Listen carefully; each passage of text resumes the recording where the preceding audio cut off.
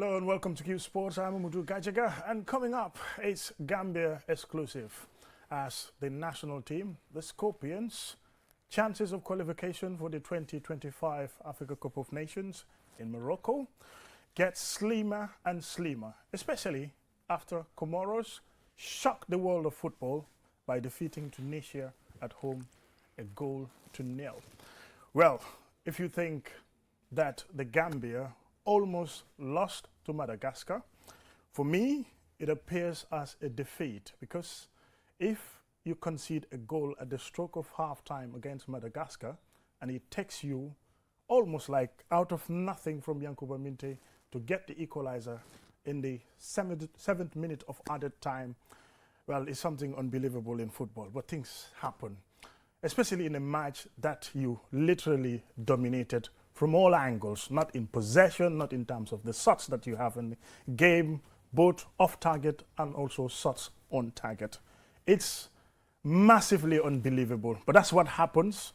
It ended, the Gambia won, Madagascar won at full time yesterday in Morocco. If you had watched the game, please share with us what you make of the Gambia's performance, the players, the coach. Is there anything wrong with the tactical formation? Is it the attitude of the players? Please help us digest this by calling on the number. Later on, in the second half of the show, we will open the phone lines for you to have your say today. It will be about the fans, but basically for the first half of the show, I have a gentleman with me in the studio, Seth Tijan Gay. He's the presenter of the Capital Network, Capital FM Sports Network, and journalist, been following Gambian football. Sir, welcome to the studio first. Yeah, thank you very much, Gajaga. It's always a pleasure to be with you. You must have watched the game, of course, no doubt. What's your assessment? Yeah, once again, we dominate possession. We created the most chances, but as usual, since the era of Jonathan McKinstry, bad at first game where we scored 6 goals, if my memory serves me well. But from that one, I think we've been struggling in front of goal. And although it is very much disappointing with the fans, with all of us that dearly loves this team, but it is an unexpected situation, because we've transitioned from what we were used to. Because back in the days of Tom, it was very much pragmatic. It was not to concede a goal and always win by the odd goal. That's what we always used to do, although fans and most of us do not like it. But it, at one point of time, or arguably worked well for the Belgian gaffer. And with Jonathan McKinstry, it's much more playing with the front foot. It's much more being very much attacking. It's high press. It's all of these things put together. But on the other hand, the chances we create, we don't usually back them. And it has to do with a lot of mindset, because once you defend as a team on a low block, the mindset is that you are going to have few chances. So you are always extra agitated that if I have this one and only chance, I'm going to put it at the back of the net. But with the way we are playing right now, it is more of luxury. It is more of freedom for the players. So you might not have that clinical mindset, because you would be like, I'm going to create more and more chances. This has to do with psychology.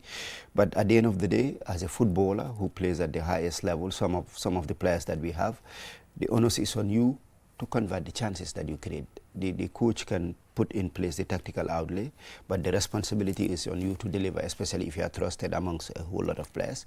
And to say the truth, it has been really disappointing. Although it is part of the game, football works like this, particularly if you want to transform from one style of football to another. These are hiccups that could happen.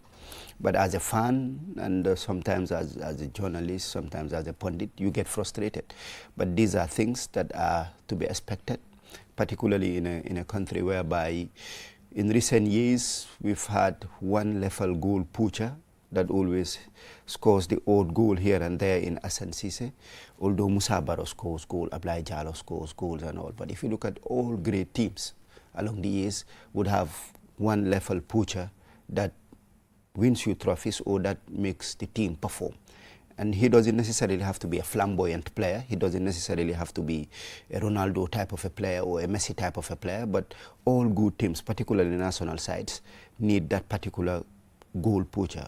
We have good strikers, in our midst, but we've been struggling to get that individual goal poacher who, in very difficult times, can get us the goals, and that is the hard fact. You can expect goals from the different kind of players, but a good team needs that. Spain gets a Morata, although Morata he is not the best of finishers, but he leads the line very well, make the other players stick. That is his contribution. Others, it is with goals. But here in the Gambia, I don't want to talk about these things. I don't want to personalize it, but to be honest, that is an issue. But overall, these are things that we have to go through naturally. And I believe with time, whether it is with this coach, whether it is with somebody else, I think we have enough players. If we give them time to gel together, I believe we will be a good team in the near future. But at this point of time, it's very, very disappointing.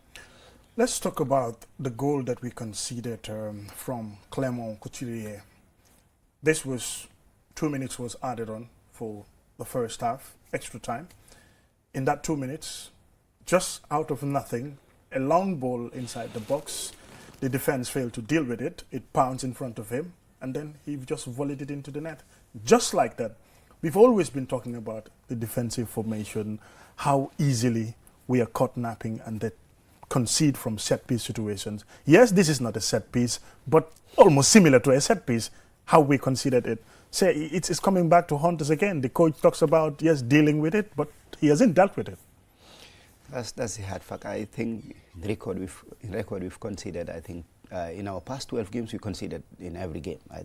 Yes, most definitely. Yeah, most definitely. Yeah. I am not sure of the statistics, but it's more or less like that. And it has been happening since the days of Tom. So he has inherited a problem, and the problem is defending as a unit. Defending is not about an individual. Coaches will tell you that. You put 1-2 defenders with great abilities, but if they don't defend as a unit, it's a problem. And unfortunately, we sometimes do not defend as a unit in terms of reaction, in terms of winning the second ball. And most of the goals that we concede, if you go back to the African Cup of Nations, even the qualifying rounds, post that to date, they are very similar. If it's not a set piece, the set piece could be a second ball inside the area. If it is not that, it is always the incoming player at the edge of our D or inside our D that scores the goal. This is worrying. It is very similar. And of course, opposition teams will look at our weak links and will try to exploit it.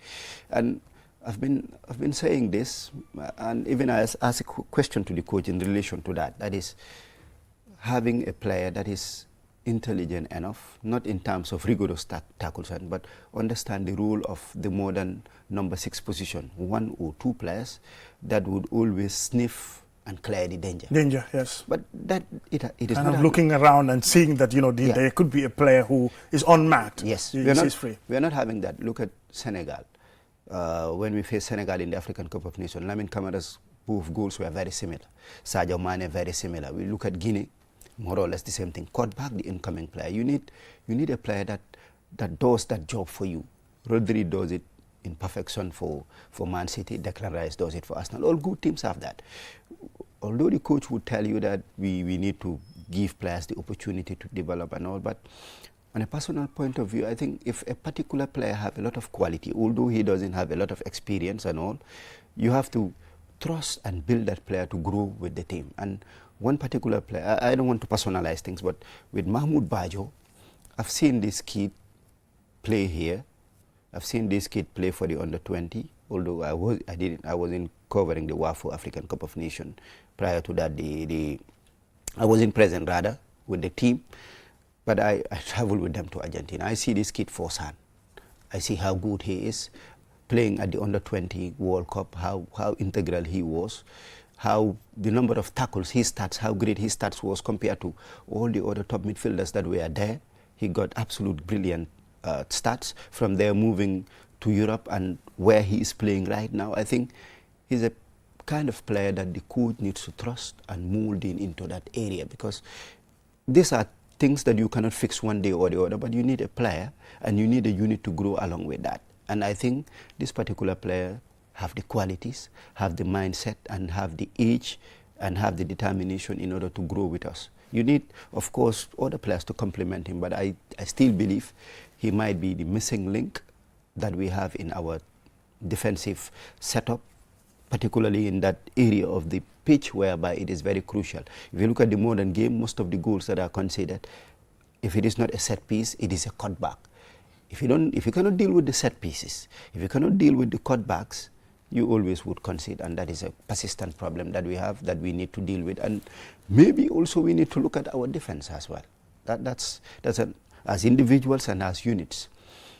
Omar Colley has served us extremely well. He's been doing brilliantly. Omar Colley sometimes is partnered with James, and recently we've seen him partner with Idrissa Cissé. Idrissa is not part of the team. James has come back very strongly and all. And back in 2022 at the African Cup of Nations, we saw James and Colley to be our long-term defensive partnership. Colley is aging. James had dip in form, is coming back. This partnering, there's chop here and there. So we need to be much more consistent. Although sometimes it is not the choice of the coach, but it's a situation. But these are players also that we need to look at.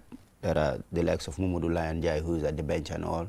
Idrissa, I think, hasn't done anything wrong for him to go back to the bench. Maybe it was Omar Colley coming back, James coming back and all, although this time around he missed. But all these things, the coach, I'm pretty sure, and his technical side will look at it. But at one point of time, you need experience, you need solidity, you need continuity. But sometimes you need to take drastic measures. The coach cannot take them right now because we are still in a competition. Hopefully, let's qualify. But if you don't make it, some drastic decisions have to be taken in terms of foreseeing the long-term future and, of course, performance of the team. Overall, I also have a big issue with the coach in terms of having who is your number one goalkeeper. I see in every team, whether it's club football, national team, it only happens in a situation when the main goalkeeper is awful, let's say, 2 consecutive games, maybe dubious mistakes, that like schoolboy errors. Yes, it can happen to everyone, but it should be a one-off. It cannot happen on a consistent basis. But you give a particular goalkeeper 2 matches to play, and then the next 2 matches that you're playing again, you change the goalkeeper again. Where is this trust? Where is the confidence in the team and when it comes to the goalkeeping department? So I just cannot understand it yesterday when I also see Ibrahim Ajaju in goal, except if the coach explains, okay, this goalkeeper maybe prior to the match was ill or something had happened or whatsoever. Is he just trying what we call sometimes trial and error, kind of sort of thing? But with the national team, you should be able to have a number one goalkeeper. Yeah, I think this is in our past. I can talk about it. Not this window, the window before when Ibrahim Ajaju was in goal. Oh, yes. I think it was...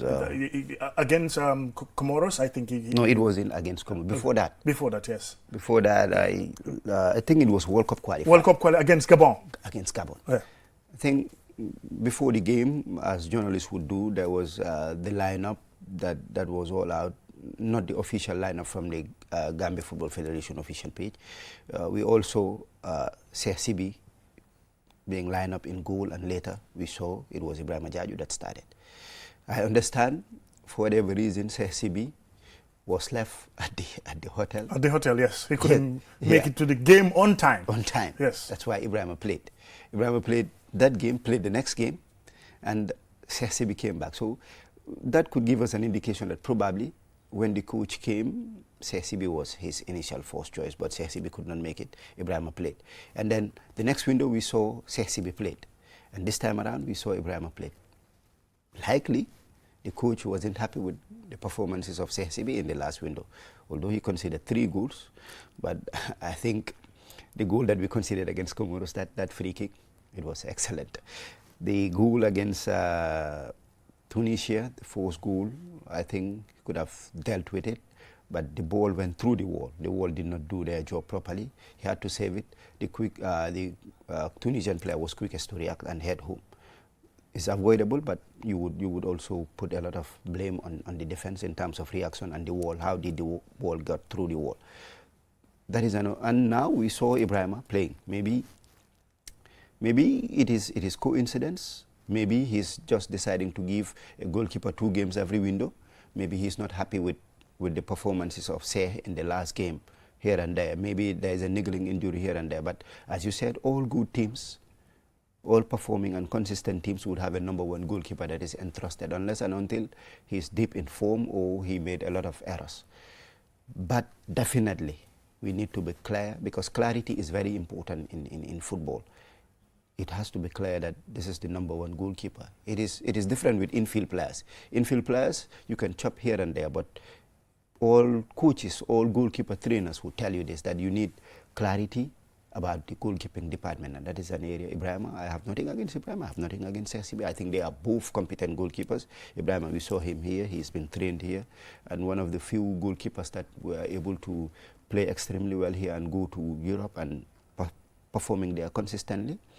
CSCB, we all know he plays in the Italian league, and if you look at European goalkeepers, European goalkeeper trainers, the Italians are the best, and his stats have been excellent. But you are right, the coach needs to decide on that, and it is better for the team, it is better for the defense, it is better for everybody that somebody establishes the number one goalkeeping position. And maybe by our next 2-3 games, we will be sure of who is going to be the number one, but that needs to be put into context. And still talking about the goalkeeping department, we've seen that Alaji Marong is the goalkeeper trainer of the team, but it appears from the pictures that we've seen, there is kind of an adjustment. Somebody is kind of brought in either for a temporary period to support the goalkeeping department, and Alaji being his assistant, or no communique yet from the Football Federation as to this additional person, who is he and what his role is going to be. But that even rings a bell. Yeah, I think you can talk about the goalkeeper trainer and all. I think goalkeeper trainers for a national team, I think the long term... For me, are they important? Yeah, they're not on game day, on the build-up of the team, on the psychology, the preparation, they can be important. But I think their importance have to be much more seen in the development of goalkeepers in our local leagues. That's my own perspective, because I think goalkeepers can develop more with their goalkeeper trainers at their respective clubs, because that's where they spend most of their time. With the national team goalkeeper, it is only one week at most yes, that they spend time, and there are 2 game days. Maybe you have 3-4 training sessions. Most of the time it is a collective training session. But nonetheless, I think Marong have done quite an amazing job with our junior categories and all. But whether this particular individual is here to add more talent, more recent knowledge, more of everything to adjust our goalkeeping department, if that is the case, let it be. But a communique has to be done so that everybody understands what is going on. But as you said, I think we need to look at ways and means of getting a better goalkeeper trainer, or a goalkeeper trainer that is up to the level of certain countries and certain practices to help develop our young goalkeepers. Because if you're honest enough, at one point of time when we had the likes of Baka, when we had the likes of Musa Kamara at their prime, when we had the likes of Alaji Nyabali, it was very difficult to pinpoint one excellent goalkeeper that is better than the rest. All of them were at the same level, very excellent level. But in recent years, if you look at our local leagues, I'm not trying to be negative here, yeah, but or maybe downplay, but the levels have dropped. So we need this kind of goalkeeper trainers, national team goalkeeper trainers, that will, of course, uplift the levels. I can remember there was this, I forgot the name, this Italian goalkeeper trainer. There was this MOU between the Gambia Football Federation and the Italian, when we had that Italian coach that came in. He came along with an Italian goalkeeper, the likes of Baka, the likes of Musa Kamara, all of Sanyang from Birkama, all of their levels gone to another level because of this goalkeeper trainer. So these are the things that we need, and if Marong does not, I will not say does not have the abilities to do it, but there must be a program of that, so that our goalkeepers would develop in levels. Fine, the young goalkeeper trainers, the likes of Keba, Senghor and others, have been doing pretty well in the junior categories, but you need somebody of greater experience, of greater ability to help mold them, so that one day or the other, these people will transform their knowledge and, of course, improve the goalkeepers that we have. We can talk about it whole day, the amount of chances that we miss. That's the main topic of discussion I can't understand. I know football is not rocket science. There is no way you play in a football game, you have 10 chances and you execute all the 10 chances. You must be some genius or some lethal striker. Currently, maybe a striker like Erling Haaland, you know, maybe if he has 4 chances, probably he will convert at least 3 of them, miss 1 of them. If you are not that kind of a striker, you will always miss chances. But you cannot tell me that you get 5, 6 chances and you fail to execute 1 of them. This is a problem in our team. Is it down to players' mentality? Is it down to not being composed in front of goal? Something is missing in our team. Very well. Let's not downplay the fact of the new players that are coming in and the lineup that we always have different compared to the other game, and the time that it needs for players to build automatism, the time that players need in order to be much more comfortable around a new team or around a new team. These are things that we don't always factor, but it's a hard fact. If you look at the number of players that have been given their debuts, the number of players that have jumped from a squad player to a first-team player in recent games of the Gambia, it is quite overwhelming. I think up front, Musa Barrow have been the only player that have been consistently playing. Ali Fadera in recent games have established himself as a number. Yankuba Minte recently, I think you can only count 5, 6 games that he has been consistently out there playing game in, game out.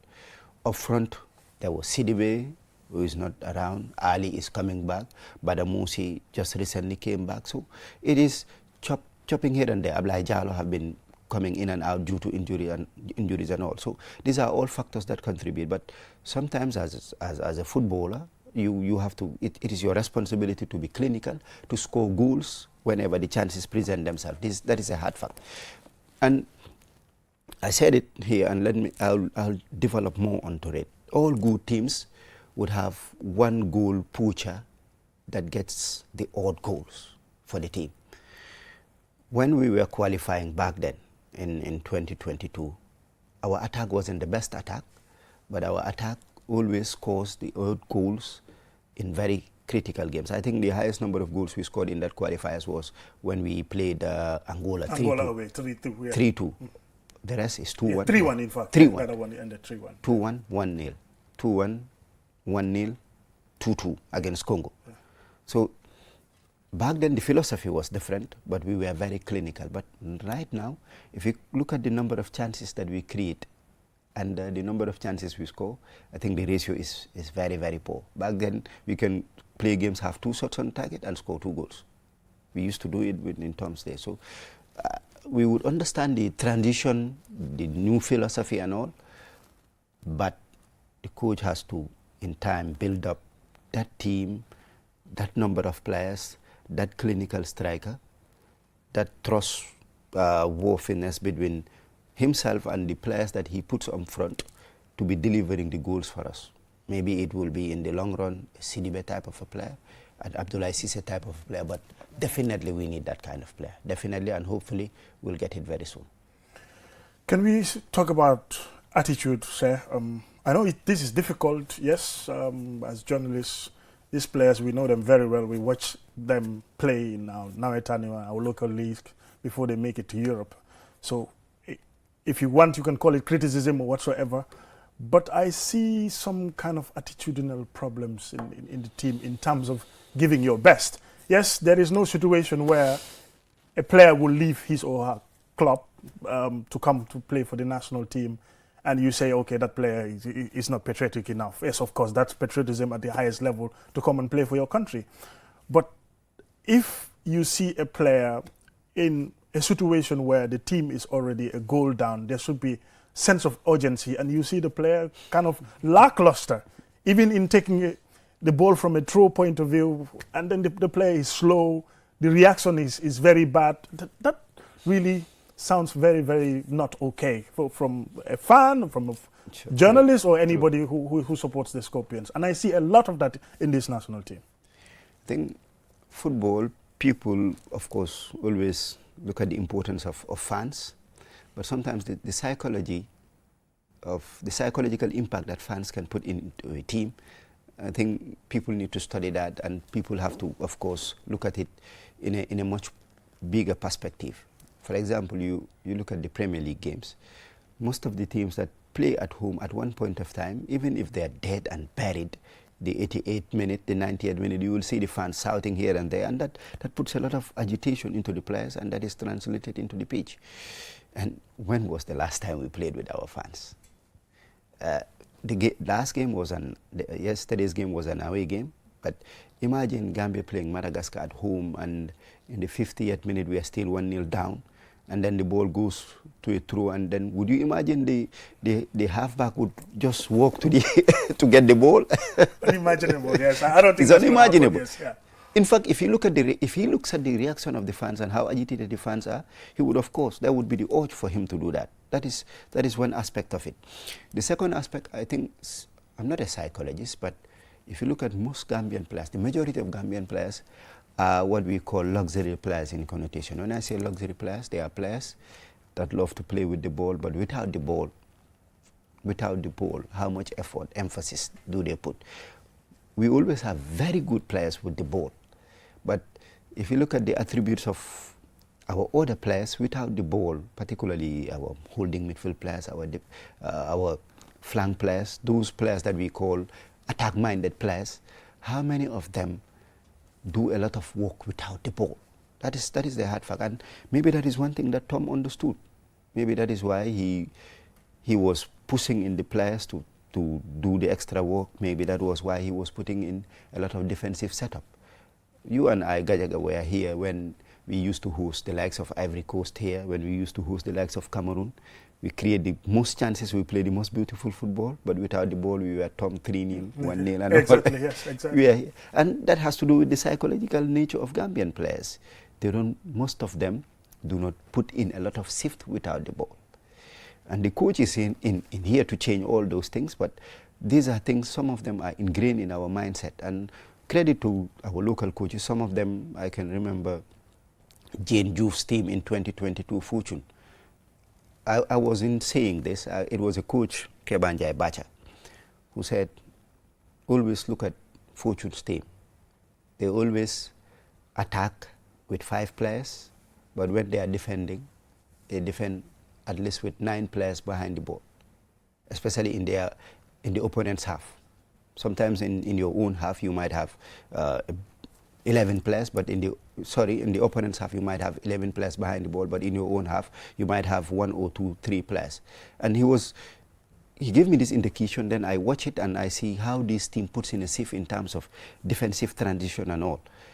And all our coaches have done quite well in putting that, but generally in our mindset, I'm a teacher. Sometimes I coach the school team. I go and follow Nawetan teams and all. I follow the league. Generally, that is one thing that coaches always have problems with their players.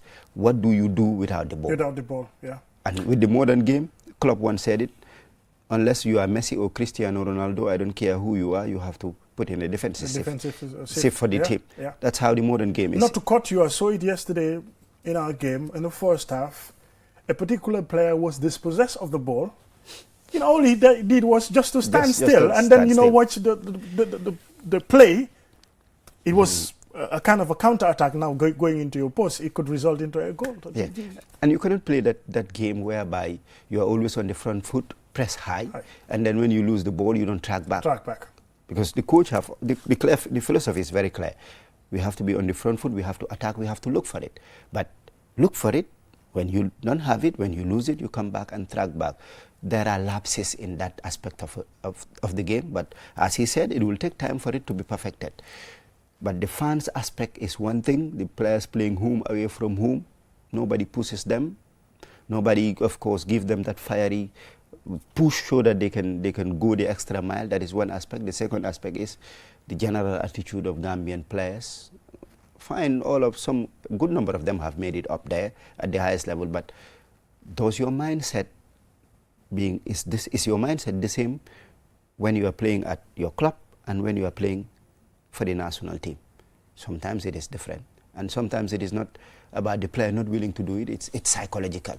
I'm playing for the Gambia, it's different with my coach at Brighton, it's different with I'm just giving examples, it's different with my coach at Paid, it's different with my coach at here and there. It's the situations are totally different, but these are things, little details that the coach have to put himself put into place. But I'm pretty sure whenever we come back home here playing, particularly when we are trailing, that is something that would be unacceptable. For me, I can't imagine the feeling whenever it is declared that our Independence Stadium is reopened and then we are hosting our first game. I don't care which team we are playing against, but I just want to have that feeling again.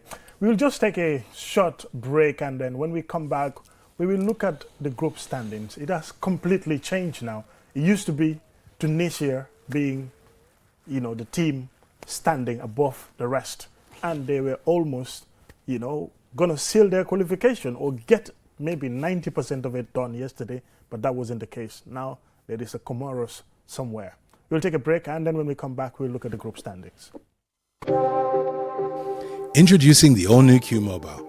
Rediscover the essence of mobile communication with a device that brings you back to basics: quality, simplicity, and reliability. The Q Mobile is designed to fit seamlessly into your life, offering essential features without the fuss.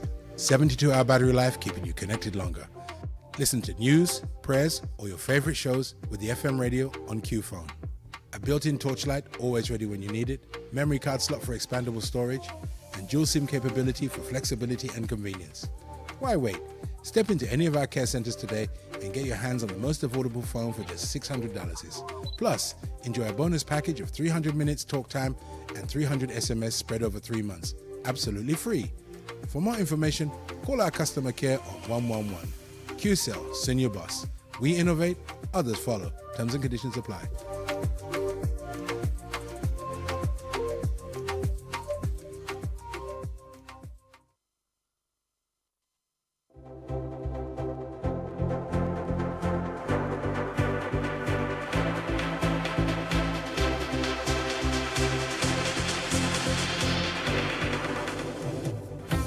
Welcome back, and thank you very much for joining us. This is Qsports, and I'm Umudu Kajaga. We're talking exclusively about the Gambia national team, the Scorpions. Their quest to qualify for a third consecutive African Cup of Nations now is being held just by a slim chance. Because of events of yesterday evening, Comoros went to Tunisia and by all odds beat Tunisia by 1-0. Unbelievable, if you like. Well, shocking result also if you went, but it has completely changed Group A standings now. Yes, Tunisia is still on top after 3 matches on 6 points. They won 2 and lost 1. Comoros, who were on 2 points before yesterday's game, have increased it now to 5 points. And in that standings, that's where you would see the Gambia now third, and also Madagascar in the bottom place, but equal on points with the Gambia. So, does it come as a surprise to see Comoros going to Tunisia in Tunis? And with that crowd and everything, the odds are against them. They eventually won the game. Yeah, I think in Africa these are results that are expected to happen. Well, looking at it globally, I think apart from Egypt I think it was in the late 90s, early 2000, up to 2006-8. It is very difficult to see one African side that has become a consistent dominant force in terms of performances here in the continent. You will see one country do extremely well at this African Cup of Nations. The next Cup of Nations exited in the group stage, and sometimes they do not even qualify. You look at Nigeria with all the abundant players they have. You look at Algeria, won 2019 African Cup of Nations. Later on, they got booted out in the group stages and all. Yes, you look at Egypt. After that, they struggled to dominate until the Salah generation came, and still now they're finding it difficult to get another African Cup of Nations. And one can say Senegal, since Aliou Cissé stepped in, although they won only 1 African Cup, but consistently they've been there performing here and there. Yeah. But other than that, I think it is accepted, or it is a norm that you would see a top African gun being outgone by a smaller nation, in quotation and all. This is something that is happening. But as Gambians, generally, we do not put a lot of effort in knowing the opponents that we have. We always say, okay, it's Comoros, or we always judge them based on what we've known about them some 15, in terms 20. of where their players are playing, yeah. Especially modern day. Yeah, but modern day football is difficult. Before, you judge players on the leagues that they play at, but it's different. The player education CAF and FIFA have done a lot of work on player education, coaches education rather. And sometimes you can see a player that is playing in these local leagues. He's very tactically aware. He's been giving a lot of education, football education from a young age. And then at the end of the day, when you come to play football right now, this coach and that particular coach is a level playing field. The difference is the attitude of the player, the talent and the application of the player. This is the difference.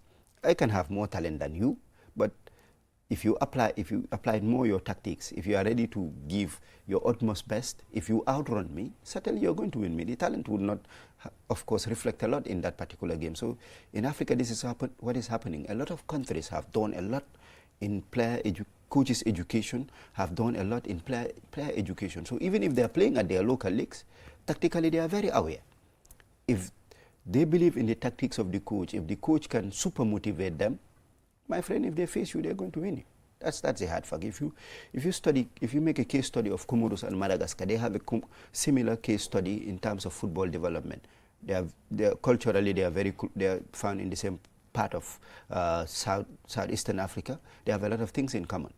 And if you look at their coaches' development, their player development for the past 10 years to so, you will not be surprised at the level that they are at. Maybe here in the Gambia, we don't know much about them. So, but I'm not surprised that this has happened. If you look at Comoros when they defeated Cameroon in the last African Cup of Nations and all, and the performances that they've made. And the previous one, Ghana. Yeah. And how they shocked the nation. If you look at Madagascar, the same thing. It's more or less the same trajectory. So I'm not surprised that these things are happening. And the difference between some of these supposed below nations or nations, less privileged footballing nations or less fancied footballing nations and the others, right now the gap has been closed. It's just the names that are there. It is just the history that is there. But realistically, there is no much difference. You look at us against Tunisia. If we converted the chances, that is another thing. But there is nothing that Tunisia outmaneuvered us in that game, or there is no better start that they had other than the goal. Possession, number of passes, and everything, we were on top of them, but they ended up winning. Maybe it was down to experience and all. But if Comoros can outmaneuver Tunisia in all aspects, score the odd goal, defend very well, unlike the Gambia, obviously they are going to win. And that is what has happened. Although Tunisia, I have huge respect for them. They are a very consistent African nation. They might not be winning here and there as Egypt being champions also. Egypt have done. The last time they won it was in 2004. But every African Cup of Nations, they are there. They're performing consistently. Every other World Cup, they are there. But as I said, the gap has been closed between the supposed top nations and the others. And I'm not surprised. I'm not surprised that Comoros did that job, although I was anticipating as a fan that Tunisia collect 6 points. 6 points from them, yes. Because that was going to be better for us. Better for us, Yeah. most definitely. But the dice have torn. And where does this leave us now, the group? Because does it put us under the pressure that, okay, we have to win against Madagascar on Monday, and then maybe subsequently even beat Tunisia again and against Comoros again, which is going to be very tough now. Yeah. I think it was clear from the onset in this game that we cannot, in these two double headers, or in this double header, we cannot collect anything less than 4 points. 4 points. 3 points, well, not that bad, but it would have left us at a very, very difficult position. Now we have the option of only collecting 1 point, or only collecting 1 point or 4 points. 4 points. That is the options that we have, or collecting another point, which is 2 points. So what Comoros have done, have given us one fixed designated objective. We will not be going to this Comoros, the game against Madagascar, having any other target other than winning. It is very clear, because if we don't win and be with 5 points, then definitely, because when we play on Sunday, we are playing on Monday, right? Monday, yes. Tunisia and Comoros are playing on Tuesday. Tuesday. So definitely we need to win to know where we stand before Madagascar plays Tunisia, and before, of course, our next window. So it has left us with a fixed target of winning at all cost. That is the hard fact. And secondly, it is relatively still in our own hands. Remember, we need to play, of course, Tunisia again. It is away. whether we even have home and away matches now is another thing. It is away, and then we have to play Comoros home. These are the two games, and definitely we need to collect a maximum of a minimum of 4 points in those fixtures. Yes, those to two stand games. Any chance. And what we need to collect, it is very much determined by what we do against Madagascar in our next game. So that is the hard factor. Still relatively, I think the objective have slightly gone a little bit away from where we wanted it or where we wanted to fix it. But still now it is more or less the same. When we were coming into these two fixtures, where we were and where we are, still now it is the same. The difference is the big 3 points that Comoros has obtained against Tunisia, but we will be still hoping that Tunisia, because I understand Comoros host their games in Morocco. Morocco, yes. Let's hope that Tunisia, of course, rewrite their wrongs, collect all 3 points, and then we collect 3 points against Madagascar, be at the same number of points with Comoros, and then we go in the last 2 games. But it is still where it was. It was, yes. Quite very difficult. Let's see what's going to happen, but it definitely left us in a very, very difficult situation in terms of qualification, but anything is possible. We see what's going to happen. If you want to join us in the discussion, please have your say. The number is 5050505, 5050505. That's the number, and it will be on your screen very soon. And you can have your say to discuss with us. What's your opinion? What do you make of the Gambia's team? What do you make of the performance against Madagascar, the Malagasy side? Well, they will also be hopeful in the second leg. They've seen the Gambia team, how they play, how they perform. They are, well, something is funny about their coach when they conceded the equalizer. I think when you look at the pictures, it seems like somebody who's gone dead and then, came back to life again. Even when they supposedly scored a goal which was disallowed, I think, for handball instead of, initially we thought it was offside, but I think it's for handball. Yes, that kind of situation. So football, you can be dead at one moment and then you can be alive in the other moments. Quite very funny situation there. Yeah, I think if you cannot handle pressure, football is not for you, particularly a coach, because the players, the entire technical side look up to you to motivate them, to, of course, keep them up when they are down or get them up when they are down. So I'm not saying I've never seen such a reaction from a coach, but it will be very, very difficult to compare it with any other one, because he was virtually in his feet. It was down to his feet. We get a first caller. Right. Hello. Hello, good morning. Morning, how are you? I'm fine, and you? Everything is good there? Yes, very well. What's your name and where are you calling from? Yes, it appears we've lost that still caller, down to the can coach. Call back, yeah. I think it's difficult to explain explain how mentally down he was from somebody who is expected to, of course, keep his team, motivate them. You just concede a goal, it is not the end of the world. Yes. You can still score again. Clear testimony is they scored, but it was ruled out for a handball. So as a coach, you should be able to handle pressure. You should be able to, of course, retain yourself when emotions are very high, because everybody looks up to you to motivate them. So that was, I'm pretty sure, the technical director and, of course, the other football authorities would have a word with him. But if he cannot handle emotions, I think it's better for him to leave football, because football can be very cruel at any given moment. Do we have any excuses against Madagascar on Monday? No. It appears we have a caller again. No, Hello. No excuse. Next game, Madagascar must win. Must win game, lady. You know that? My Mustafa, sir. Okay, Mustafa. No, this is a game be there. Team because you have bad health dara. You am defensive midfield score many.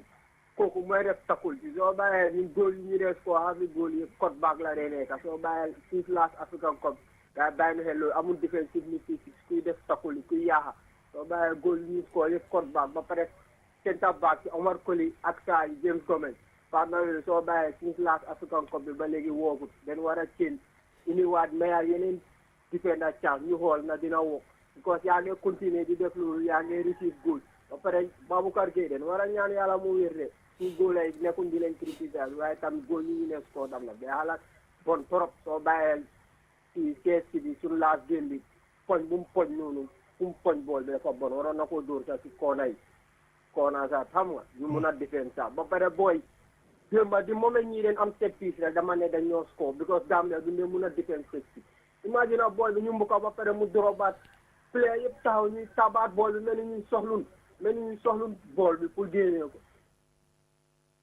para jànga mu tere mu test solution daan ko solve because goal yi ñu ne score soo bàyyee suñ classe African Cup bi half yëpp code back la against Tunis tam noonu la ñu score waatee gisi code back soo bàyyeel so dañ nit holding midfield six koo xam ne mooy def takkul because doo mën a jël Hamza Barrow léegi jël Jaamaano jël Moussa Baro yëpp si digg si amul kenn kuy yaaxa looloo tax ñu di moment luus neen bool bi rek daf lay nekk problème pour ñu winaat bool bi because amul player yoo jërëjëf waa ji c'est complain jot na complain yu bëri daal si foog naa waxtaan very valid points very valid points when it comes to some of the points that we've discussed the similar goals that we concede, a lack of a holding midfielder or the defensive midfielder if you like, who will be a ball winner, can win tackles and at the same time can be able to pass as well. Yeah, so these are some of the things that we're talking about. Yes, very true. And as a team,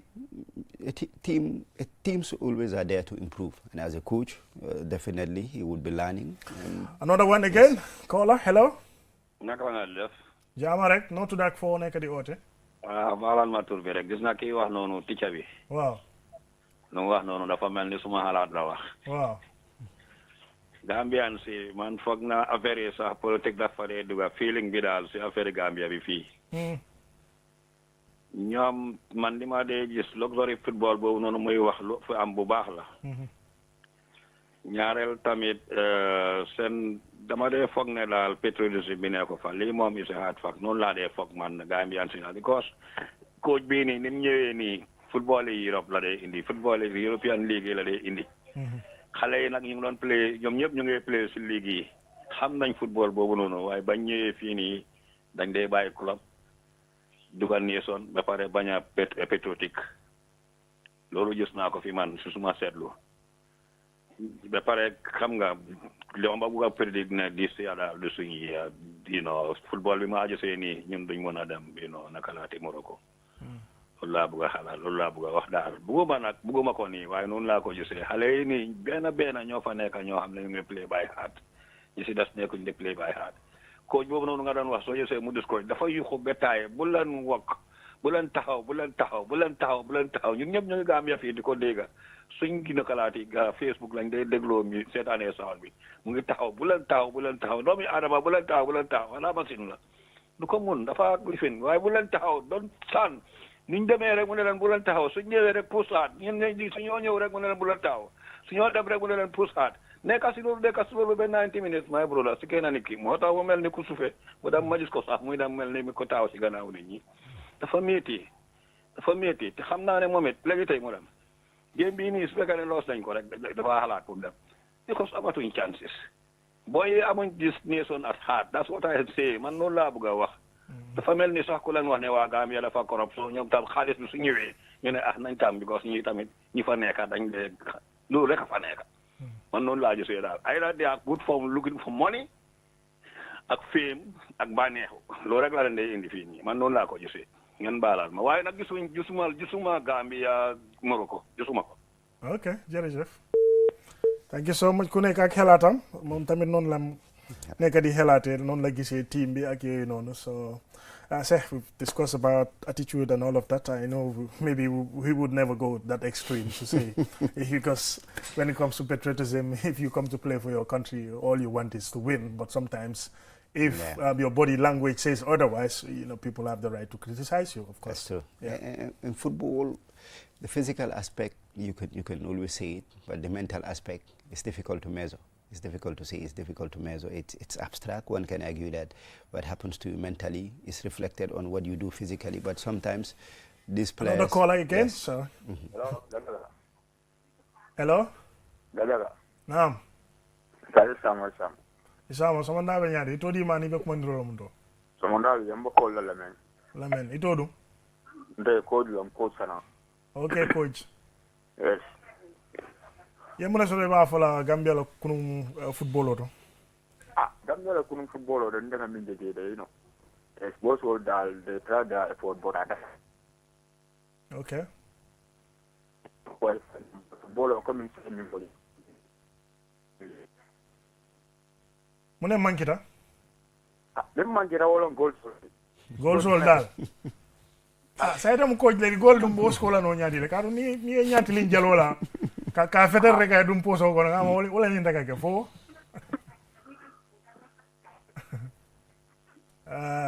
It appears. Yeah. Yeah.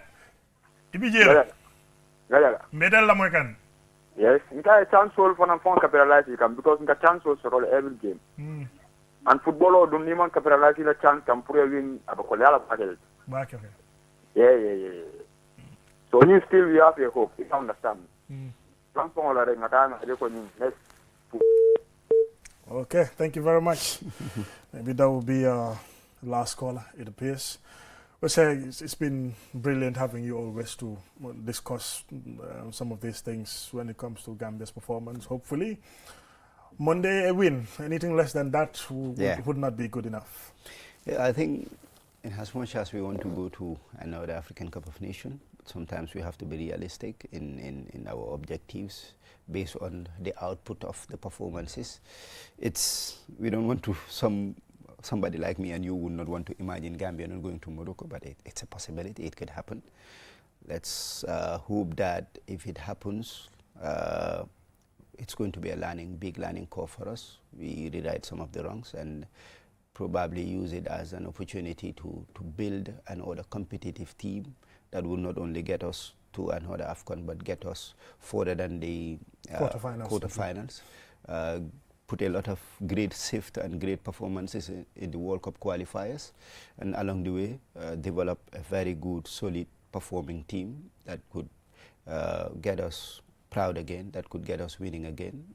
Football is so, some big nations have missed out in footballing competition, but they always learn from it. In 1998, Germany won the World Cup. In 1990 came 1994, did not do extremely well. 1998 they got booted out by Croatia, and then when that happened, they decided to revolutionize their whole footballing setup. They won back the World Cup in 2014, became competitive again, and along the years, apart from Spain, they become one of the most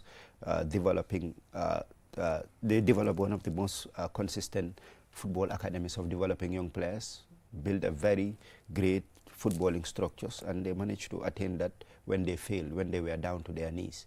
And every other nation should learn a lot from failures. I'm not predicting or anticipating it, but clearly what we are seeing right now, we need to step up, and that stepping up has been manifested by the downside of our game, the downside of the chances that we missed, the downside of a whole lot of things that have been going right for us, but right now going wrong.